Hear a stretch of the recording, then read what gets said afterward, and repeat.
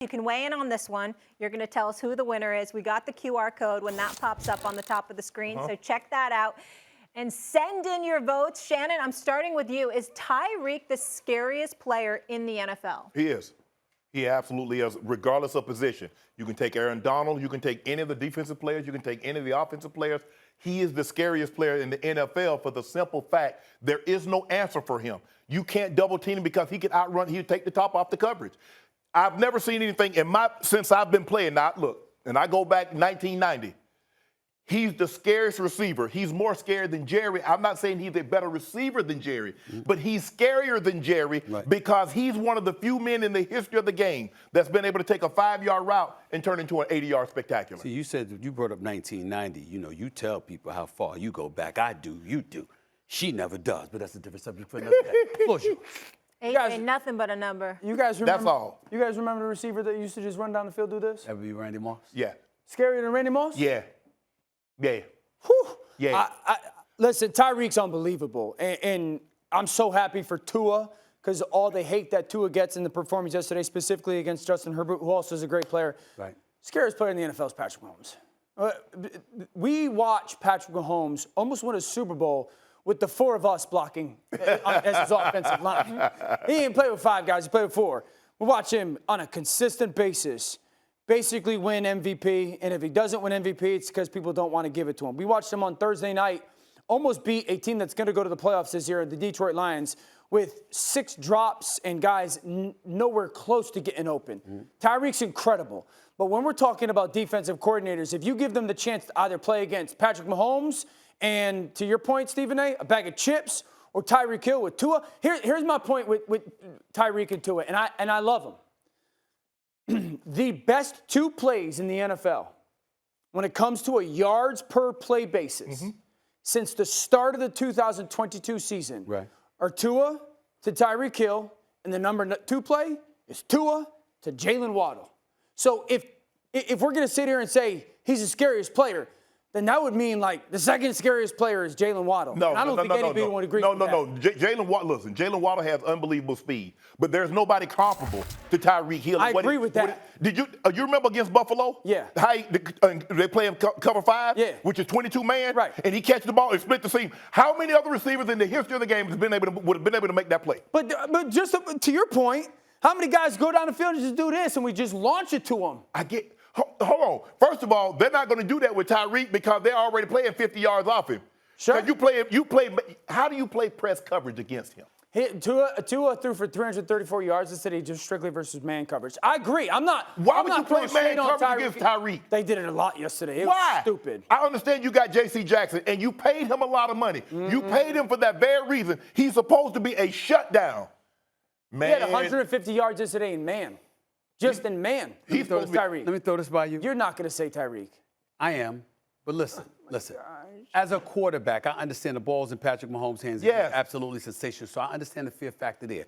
But you brought up the Super Bowl. First of all, it wasn't close. He was running for his life the whole time, okay? We get that because he had no protection whatsoever. We got to take that into consideration. We got to take into consideration you guys receivers dropping the ball like Darius Toney and those brothers the other night. We get that. You look at Tyreek Hill, you literally can dip and dunk a 5-yard pass to him, and he could take it to the house. This brother is just sensational. That's what he does. I'm not disagreeing with y'all. I'm just saying when you talk about scary, and then we talk about the man runs like about 24 miles per hour. No, there's clips yesterday, and you can appreciate this a little bit more.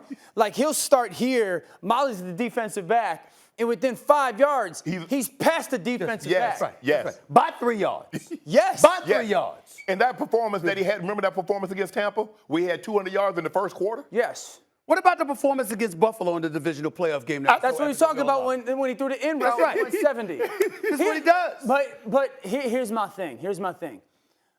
If you took an elite, I don't think, at least right now, the Chargers have an elite cover guy. Okay. If you took, I'm trying to think of elite cover people in the AFC that we might put into the conversation, like a healthy Tre'Davious White with a little bit of help. Even if you took a Trayvon Diggs and had to cover him one-on-one, I don't think he's going for 200-plus on him.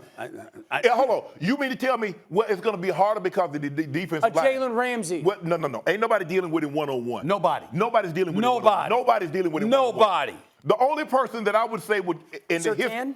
No. And I love you miss, you Surtain. go. No. You miss, you go because See, I think you're disrespecting somebody's. No. I don't think you understand just how impressive Tyreek Hill is, his speed. I've never seen. Listen, I was in the league. I know you're too young for this, but Sam Grady won the silver medal in the '84 Olympics. He was on the gold medal winning relay team. James Jett, Willie Gault. Right. They could all run. I've never seen anybody that can accelerate like this kid. All right. Can I throw one name into the conversation Real real quick, and then we got to roll. Parsons has got to be in the conversation with Tyreek. Yeah. Michael Okay. Parsons. Scariest. Yeah. Scary. But that Tyreek, He ain't got no- Tyreek I'll on still the take Patrick Told you, Mahomes. Miami sports, something special. Fat Joe tried to just- tell you too. Oh, when so he you stopped make by it to Seth the Miami, other day. huh? So Well, you I'm make it just to telling Miami, you, Miami right? Heat, the Dolphins. I got him again. Okay. I got him Forget again. LA. The fans have spoken. Let's Got see him what they again. have to I'm say. unbeaten. I'm Is 0 for Tyreek 3. Hill the scariest player in the NFL? 65% say yes. All right, Shannon, we talked about the AFC North quickly earlier, and we weren't sure if they are who we thought they were. Is Joe Burrow's bad game something or nothing to you, considering it's week 1? Nothing. Struggle. Career low, 82 yards. But the context is important. Remember, he missed the entire preseason with that strained calf. He's trying to work his way back into a rhythm. The conditions weren't ideal, although, Cleveland played in those conditions. And he doesn't play his best ball game against the Cleveland Browns anyway. Yeah. But I'm not, like I said, it's one game. I've seen Joe Burrow's body of work over the last 3 years, and I'm convinced that he'll have a bounce-back performance in the coming weeks. So it's nothing to me. And considering his offensive line, I don't know what it is in Cincinnati. They just refuse to block for this man. Myles Garrett stayed in the backfield. Zadarius Smith stayed in the backfield. That is, it's nothing for me with Joe. Joe will be absolutely fine. If you watch the game, it just looked like he hadn't played football in 10 months. Everything moving so fast.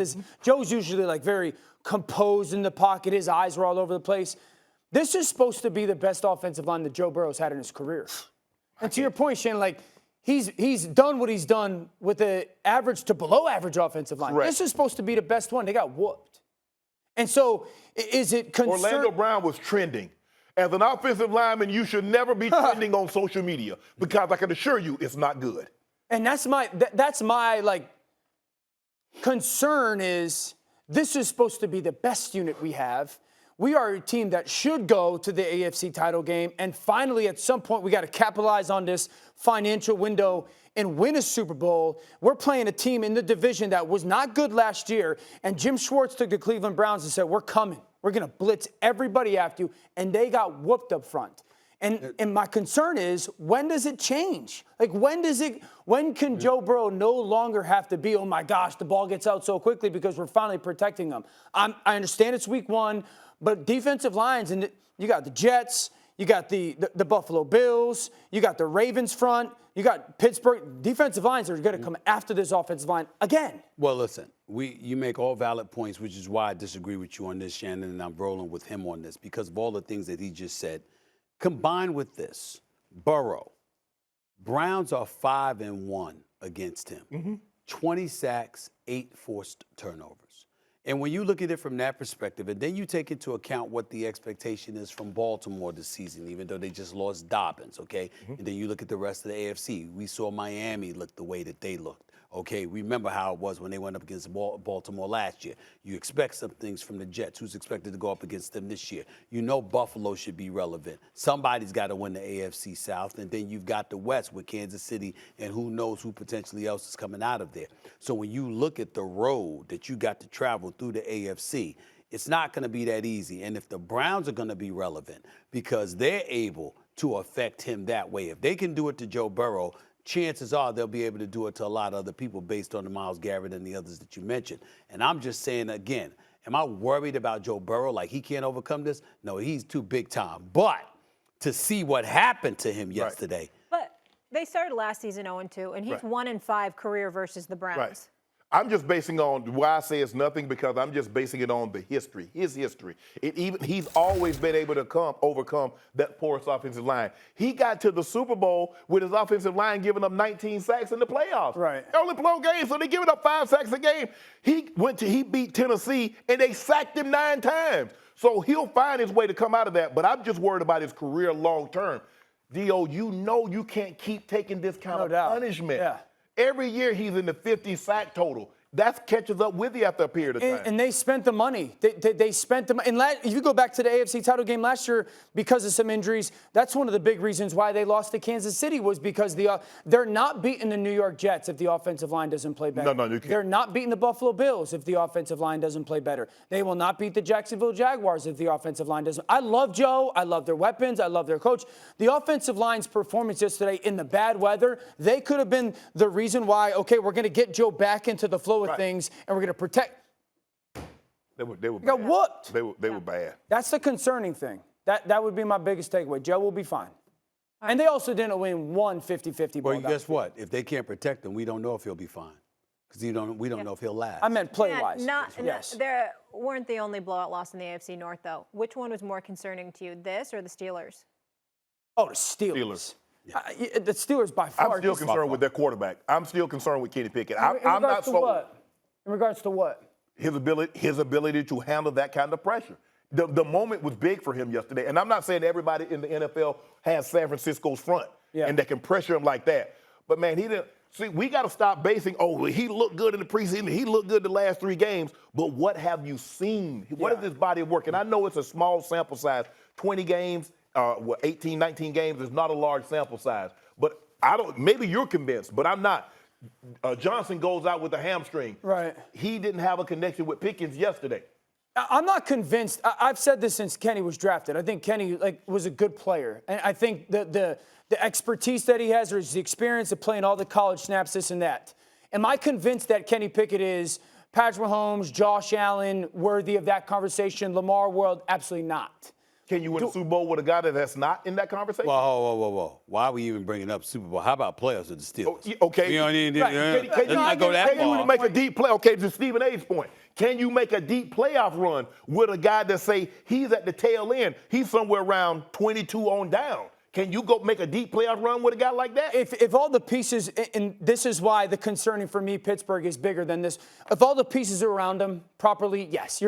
Mika Fitzpatrick and T.J. Watt and Cam Hayward, they play elite defense. Did not yesterday. San Francisco really good. My biggest concern coming out of that game is still the offensive line is not good enough, and the offensive coordinator is not good enough. I agree with you, Shannon. Like Kenny Pickett, I think he saw the field well, and he missed some open guys. Yes.